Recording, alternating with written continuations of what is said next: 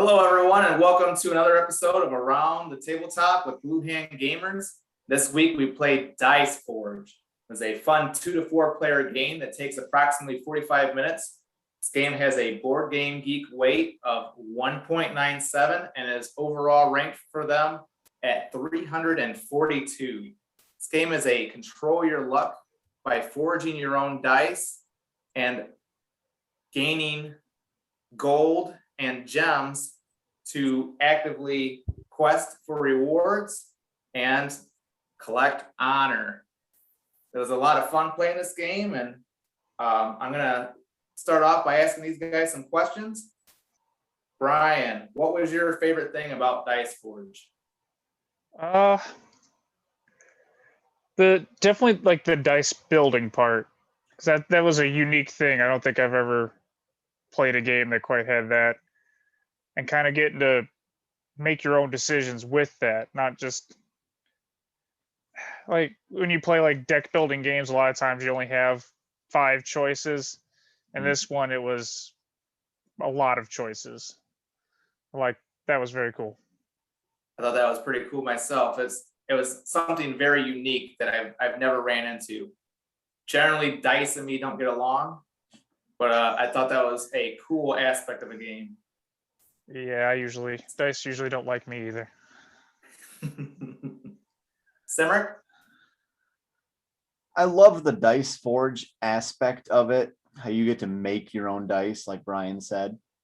But I think what makes me the happiest is one of my biggest pet peeves in games is downtime and having to wait endlessly for your turn again. So one of my favorite parts about Dice Forge is, even though it's the other player's turn, phase 1, Divine Blessing, everybody gets to roll. Everybody gets to act on that. So the fact that there's minimal downtime, even when it's not your turn, I love it. That would be my favorite part of the game. Yeah, that was another awesome part of the game. I totally agree with you. Having to wait, anywhere from even 3 to 5 minutes is sometimes a buzzkill when you're trying to play a game and you got 4 or 5 players. That's 25 minutes. It's a long time. Mm-hmm. So yeah, definitely a cool aspect of that game. Was there anything that you would say that you didn't like, Cymrych? Not enough beer.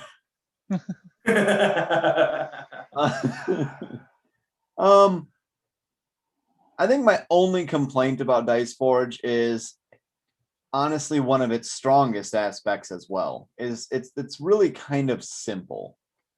It's a great game to play with friends, to just throw on the table and just go at it, because there's really little to set up.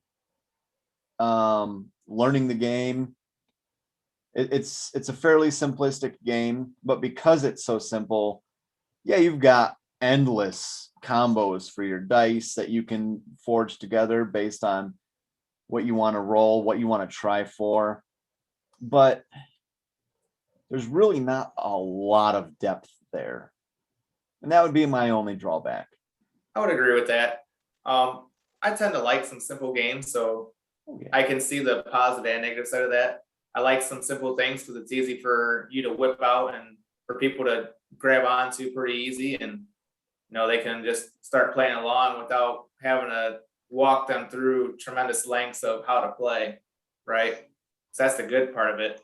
The bad part of it is when you play it over and over and over again, sometimes it can become a little monotonous because there isn't that much complexity to it. So I think this is a good one to bust out every once in a while, to where you could say, hey, we got a little extra time. Let's throw this one on the table, either for a start or an end of the day.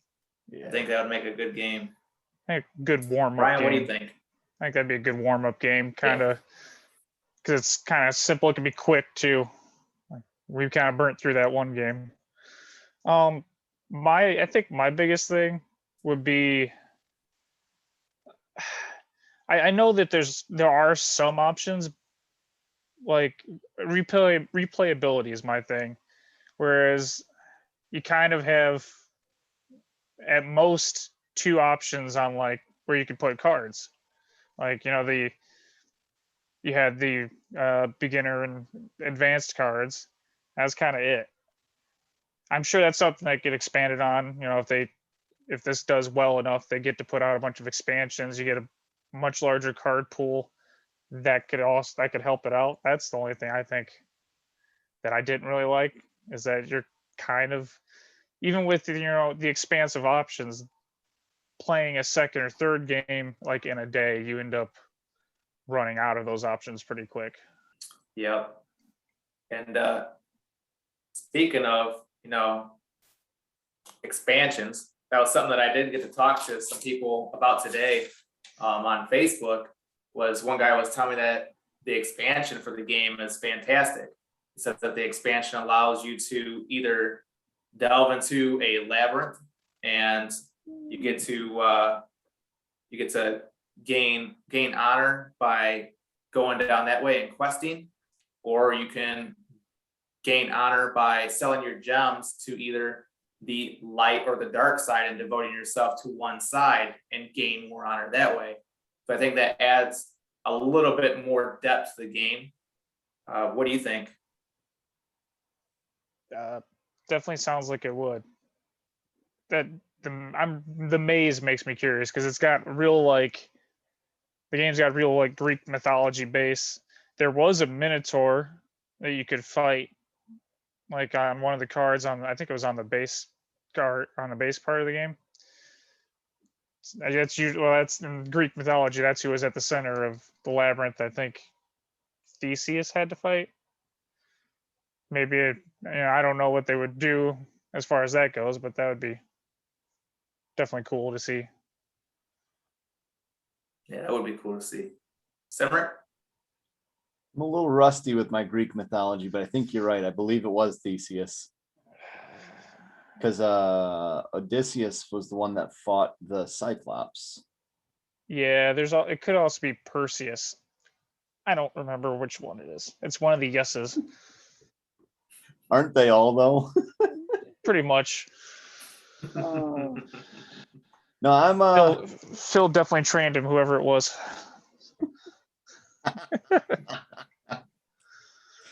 No, I'm really excited, and I really want to check out the expansion. I've had an opportunity to buy it, but at the time I had not played Dice Forge very much.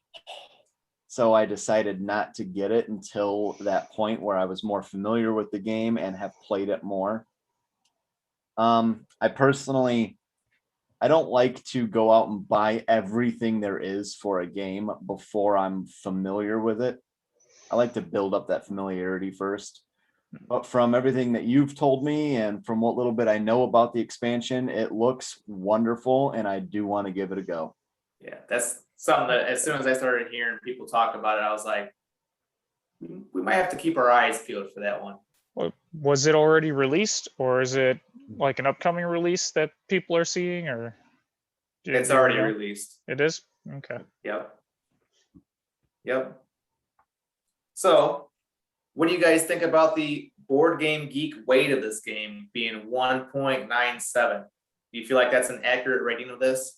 We can kind of curb that to saying Candyland is a weight of 1.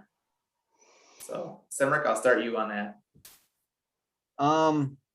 Well, as Katfish is aware, and we've discussed this on an Around the Tabletop a couple months ago, but I have made my own detailed game list based on the games I own. And on there, I have how complex the game is. And I'm pretty darn close to agreeance with almost every game I own with BoardGameGeek.com's complexity or weight rating. As for Dice Forge, I completely agree. 1.97, I usually round up to 0.5s, so I would rate this a 2 in weight, and I completely agree. It's got a little bit of depth to it. It's got some strategy. It's mostly luck and chance, but it's fairly simple to learn. You have the player aid book that explains in good detail what all of the cards do. So there really is little to no chance of getting lost. I would agree with the 2. What do you think, Brian? Definitely. It's, I guess it's been a long time since I played Candyland, so I might say it may be even a little bit lighter than that, like lighter than the 2, but it's definitely, it's a, because there are so many options, I guess I could see how that could be. There is some strategy in where you want to go first with stuff, but past that, like you said, it is a bit of luck because you got to roll dice to get what you're hoping for. Mhm. Right. I would say that with the ability to build the dice how you want, it's kind of a good balance between strategy and luck without having to be really deep or really, really light, like Candyland, where you're just rolling dice to move around the board, right? That is how you play Candyland. I think you draw cards. Oh no, that you have draw colors on cards, it, don't move to you? the next Yeah, color. which is pretty much pure luck, not much strategy in there. Nope. And I kind of agree to this one because I try to play the game both ways, and I'll touch on that in the next topic here. But there's a little bit of complexity to it, but there's not a whole lot. You pretty much can change your dice to go a route that you want to go.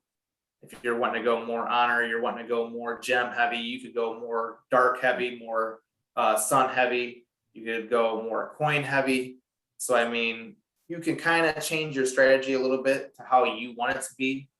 But there's not a whole lot you're changing in the way of outcome because you're gaining honor in some way or form, whether that be questing on the dark side, questing on the light side, or using the investment to gain 10 to 15 honor points.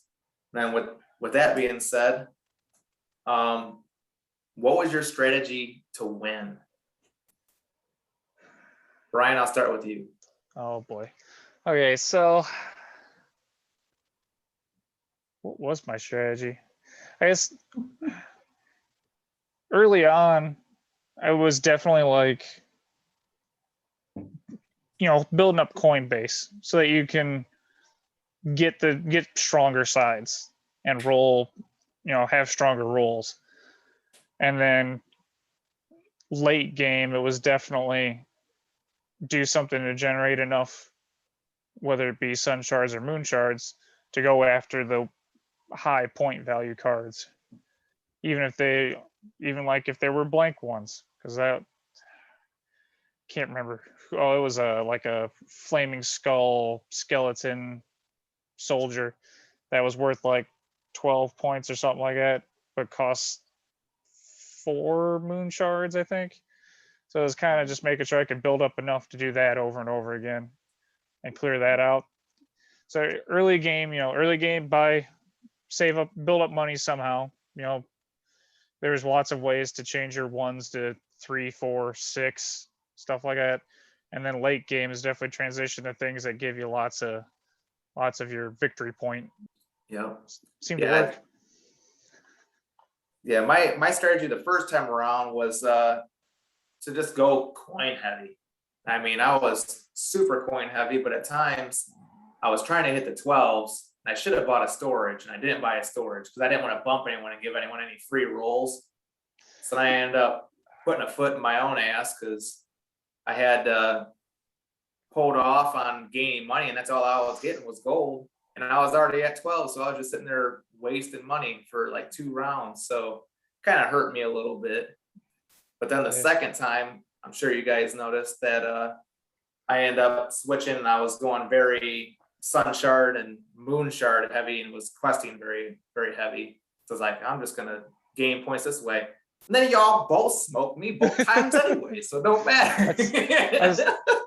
It's definitely, you gotta know when to transition from one to the other. You can't go heavy one way or the other. Yeah. Yep. Oh well. Happens. Can't always sneak up from behind all the time. Cymrych, what was your strategy? Catfish will always come up from behind. My strategy was very complex. I rolled dice. And then then I decided where to go from there. I literally had zero strategy. I pretty much rolled the dice. I kind of just rolled and went from there. Hey, Nice. it worked out in the second game. We only It recorded did. the one.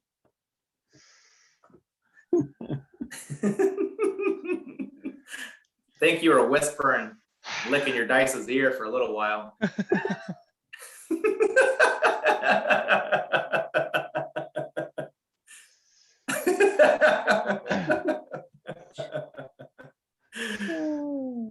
All right. And then for my final question, how did you guys like the difference? Kind of touch point on the difference between the introductory cards and the advanced cards, since we did play both. Cymrych, you want to kick us off with that? Honestly, I think I might like the introductory cards more. They have the permanent effect that you can utilize every turn if you remember to. Some of That's those probably the only cards. reason why I won that game. 'Cause you forgot to do your stuff there every turn.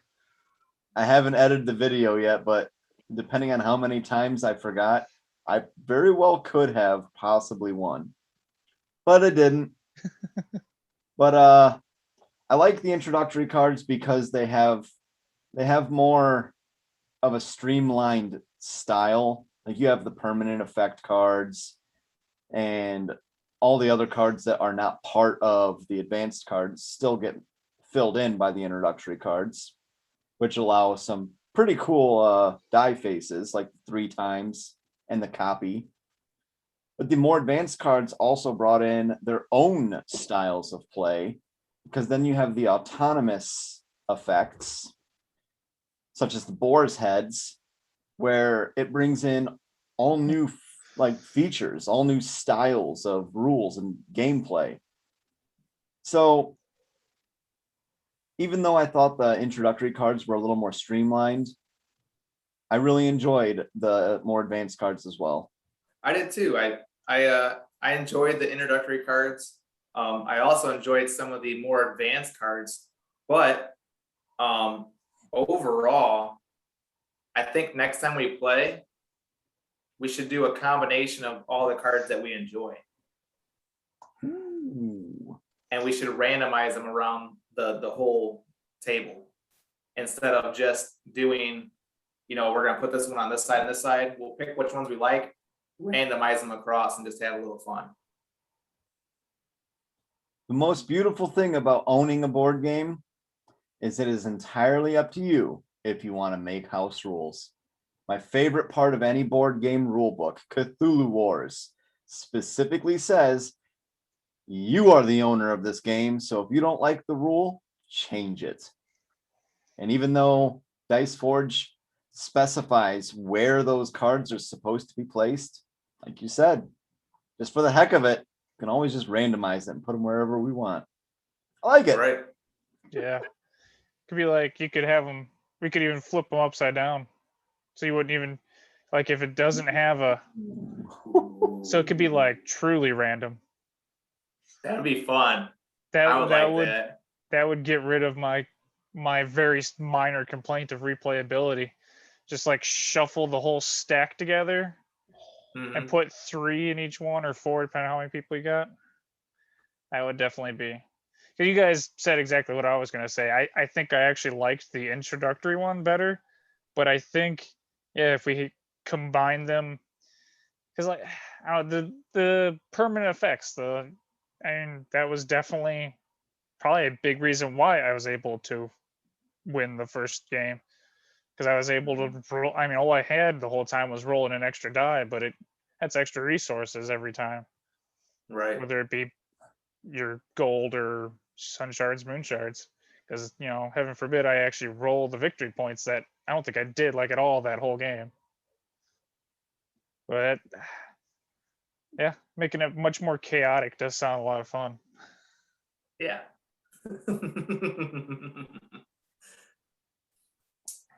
But I think that's about it for today.